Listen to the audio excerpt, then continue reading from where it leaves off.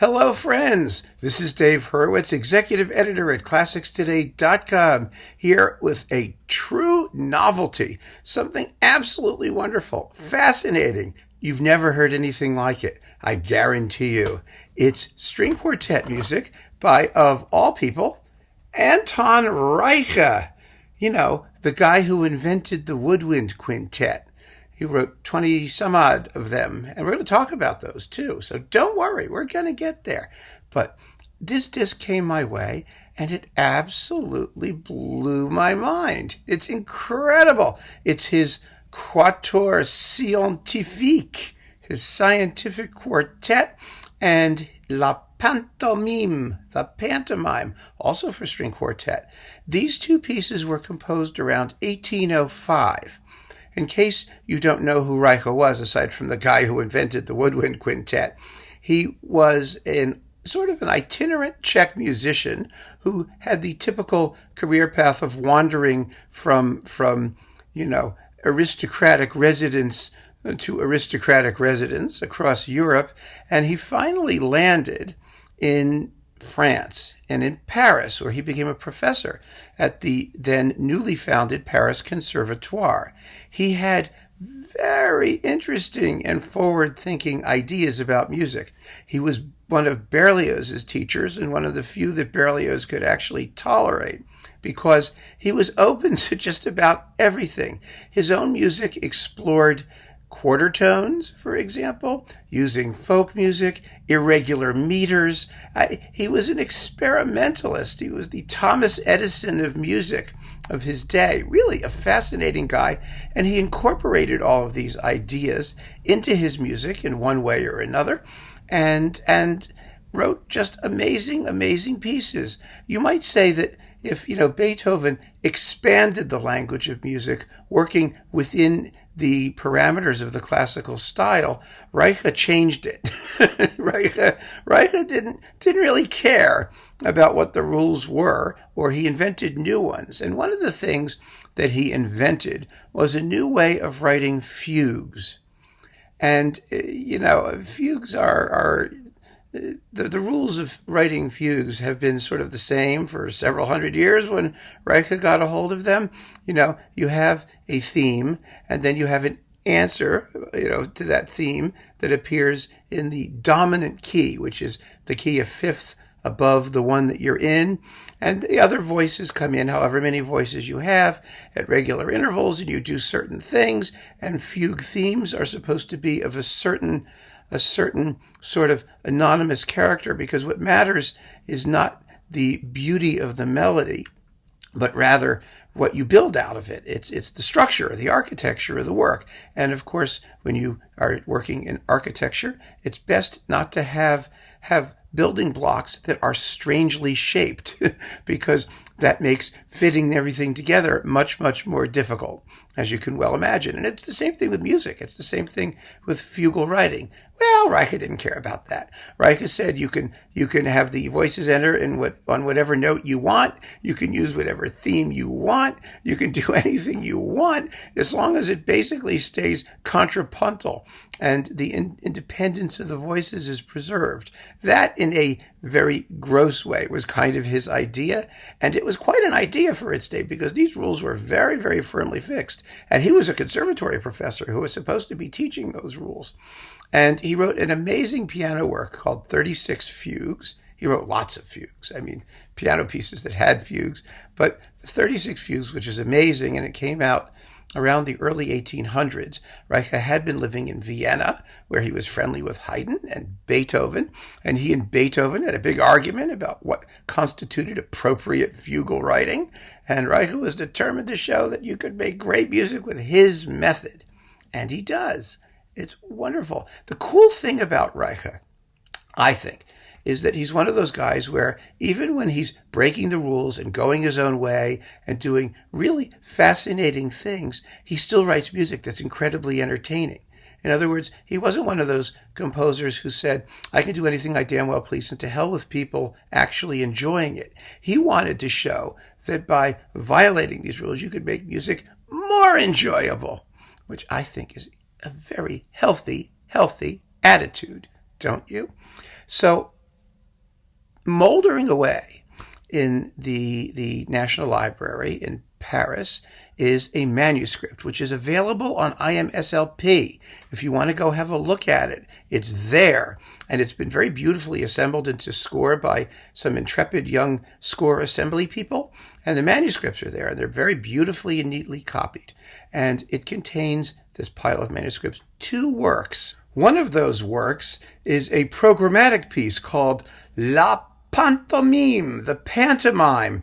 And it has it's actually in German, little descriptions of what each section of this piece, it's a fantasy and about 11 minutes long, represents. And it has to do with an artistic genius who's seeking out the muses, and the gods and the goddesses are cavorting around, and there's a thunderstorm, and it's wonderful. It's absolutely wonderful. It's obviously programmatic. It's obviously describing stuff. You don't even have to know what the stuff is. You just hear it and you know it's describing stuff, and the thunderstorm is self-evident. It's a remarkable work, but even more remarkable is the Quatuor Scientifique that follows, the scientific quartet. This is a string quartet in 12 movements that lasts about 46 minutes long. And these 12 movements consist of an introduction in alternating slow and quick tempos, and then 6 fugues. Let me see if I have this right here. 1, 2, 3, 4, 5, 6. 6 fugues, and then a sonata allegro quick movement, and then another fugue, and then a minuet, and then another fugue, and then a finale. And this stuff is just wild. You never thought that fugues could be so much fun. But what Reicha's showing in this piece is that just about anything can go into a fugue. 2 of them actually quote Mozart and Haydn as fugue subjects. One of them is the beginning of Mozart's Hofner Symphony. I kid you not. Have a listen.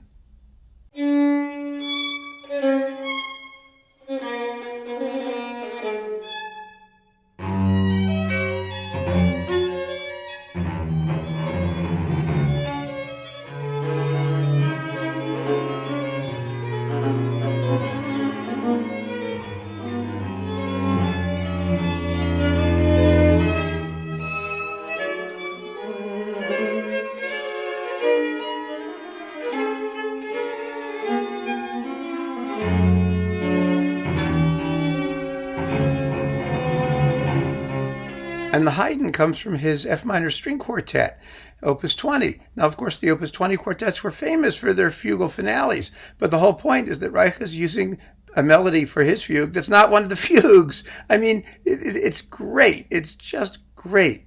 One of the fugues has 3 completely separate subjects that Reicha jams together. It is the weirdest thing you've ever heard in your life. I mean, but fun. It sounds like, your drunk uncle after a wedding. I'm not kidding. I mean, here it is. Listen to the opening of this fugue. First, you get each of the subjects separately, and then he begins to put them all together. And just listen to how this sounds.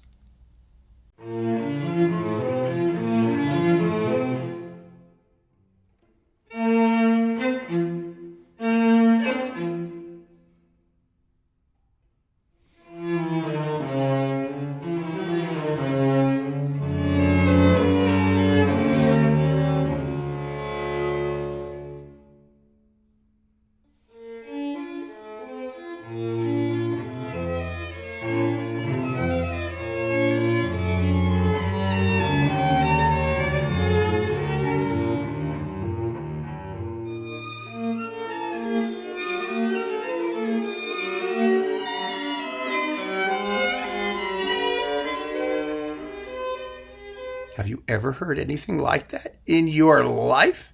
Isn't it amazing? And then the finale. The finale. Well, Reicha enjoyed writing music in irregular meters, which would have made it practically unplayable in those days. Because remember, music in those days was played by people who didn't believe in stuff like rehearsals. You just got together and played it. And so especially ensemble music had to be written along certain fairly predictable lines as regards rhythm. so that it could be performed at all, mostly at sight, maybe with a little rehearsal beforehand. Well, not exactly. This particular finale is in 5/8 time, which is an irregular meter, as the number 5 should indicate.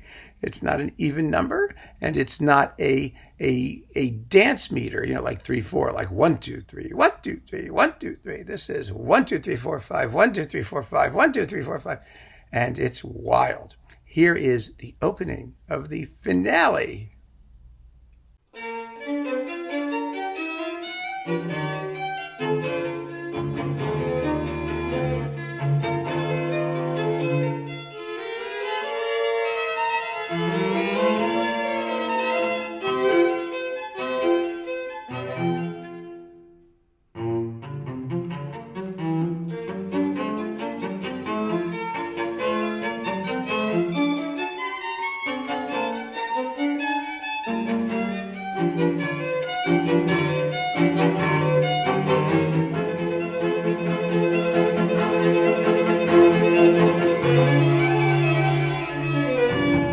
Can you imagine how that would have tripped people up?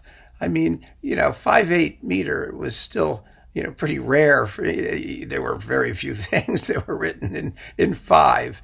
There are some famous movements since then. Of course, Tchaikovsky's Pathétique, the second movement, is in 5/4. It's a waltz in 5/4.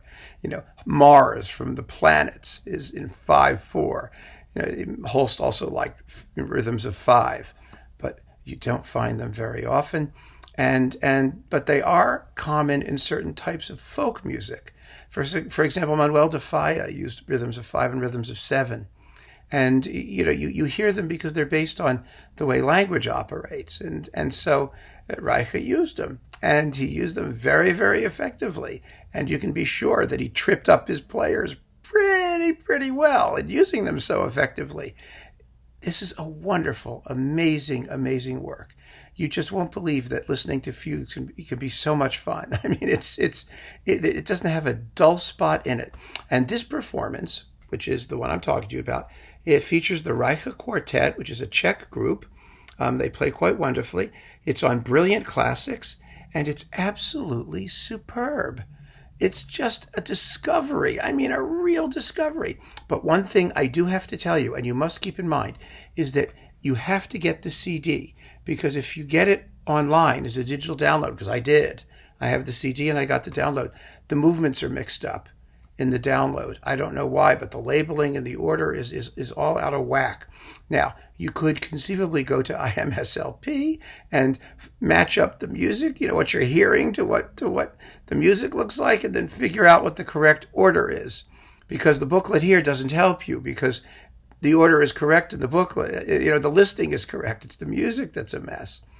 So it's a shame. I don't know why that's true of the digital download. I have to say, though, it doesn't really matter that much. I mean, if the fugues and things are a little bit out of order. I mean, the music itself is so wonderful and so much fun that you don't really notice. It doesn't bother you. But you should know that the order is different, and that's a little bit annoying. But this disc, this Brilliant Classics disc, is a knockout.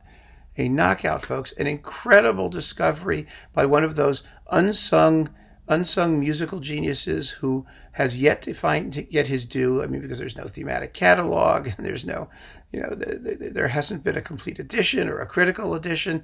It's all about economics and publishing. The only thing we really know about Reicha are his wind quintets. But all of the other music he wrote, and there's tons of it, is as good as unknown. It's just a tragedy. It really is. His dates, by the way, were 1770 to 1836. So there was plenty of time for him to write a goodly bit of music, and he did. And it's starting to get recorded now, by the way, and we're going to talk about it a lot. We're going to talk about his piano music. We're going to talk about his woodwind quintets as these things get recorded and come out, and other string quartets too. There will be a lot to discuss, because this guy is a genuine discovery, and you're going to have a fabulous time making his acquaintance. But for now, start your journey with the Quatuor Scientifique. You're not going to believe it. Keep on listening, folks. Thank you for joining me. Take care.